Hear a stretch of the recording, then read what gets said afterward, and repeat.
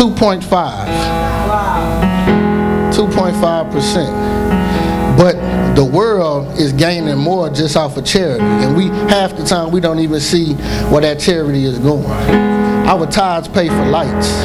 Our tithes pay for sound equipment. Our tithes pay for this building. You know, we see where it's going. There's people in this church right now that can use a little benevolence that our tithes could pay for, that we don't have to go anywhere outside to ask for help. We should be able to come to the church. But because we're so busy thinking about ourselves, that we dismissed all of that, you know, and we don't think about our fellow brother and sister. So I'm encouraging y'all, as I encourage myself, to be obedient, to do what's right. And it's hard sometimes. I've been without a job for going on 2 years. In 4 months it'll be 2 years. I was telling Pastor Pam, and I'm often to be done, God is so good. And I filled out thousands of applications, literally, you know, at least 20, 25 a week, you know, sometimes more. And I got in a little trouble a couple of years ago, and they put me on probation. And so with the bad economy plus charges, made, you know, that made it even harder. And one time I went to the probation office, and the lady said, "You're not looking for a job?" I said, "Yes, I am, ma'am. I search every week." And she was asking me, "Well, where do you search?" And I told her, "Well, I apply to places like this, and that." And she told me those places were above me. Yeah, she told me that you might as well stop.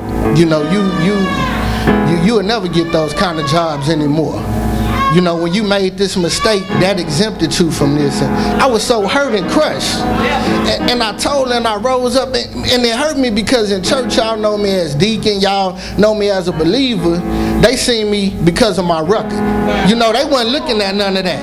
They weren't looking because I fell short or because I was walking in myself. They was looking at what a piece of paper said.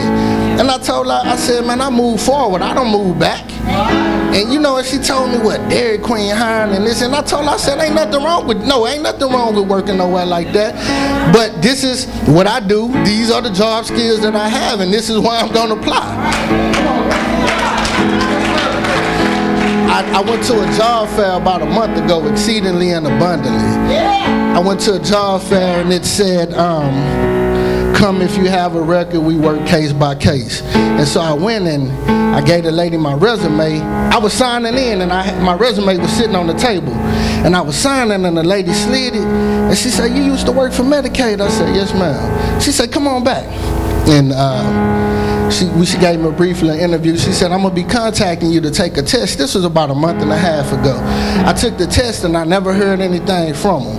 And after so many letdowns or telling people, "Man, I got a job, and you know, I'm back on track," I was back in my slump again because I hadn't heard from her. And so she called me week before last, and she said, "I'm going to set up another interview." And I went out to the interview, and I did the interview, and she called me 2 days later. She said, "Well, you got the job based on one thing."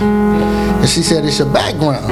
I said, "Well, when I filled out the application, it said, 'Do you have any felonies?' And I don't, but I have this." She said, "Oh, I don't know what we're going to do about that." She said, so I explained the situation. She said, "Well, write me a little letter telling me what happened and send it over." I sent it to her, and I emailed her day before yesterday, and I said, "Have you heard anything on my background check?" Do you know this lady said she ran my background, and these people don't play. It came back completely clear. Exceedingly and abundantly. So you mean to tell me that we can't hear what's rightfully his, and he won't provide?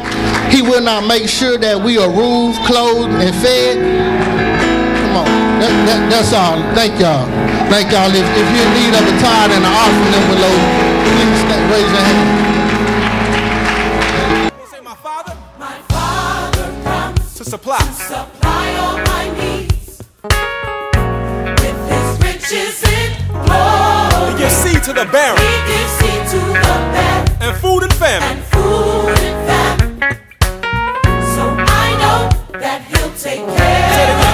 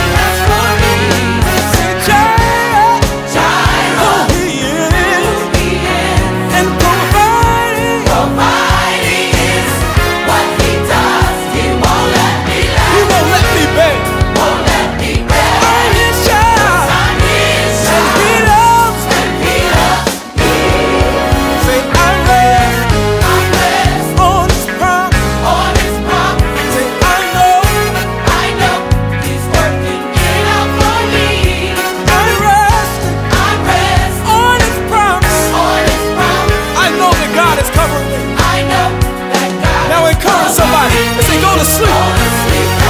Don't worry. Cause your bills are gonna get paid. Ways are gonna be made. Put your mind at ease. Your Father won't leave you. He won't leave you or forsake you. Go to sleep. Don't worry. Doors are gonna be open. Put your mind at ease. Cause your Father will never leave you nor forsake. Come on, Bishop. We've just come to serve notice on the devil that no matter what happens, we're going to be okay because we're covered by the blood of Jesus, and no weapon that is formed against us is going to be able to prosper, and no plague will come nigh our dwelling place. You're covered. Don't you worry. You're covered.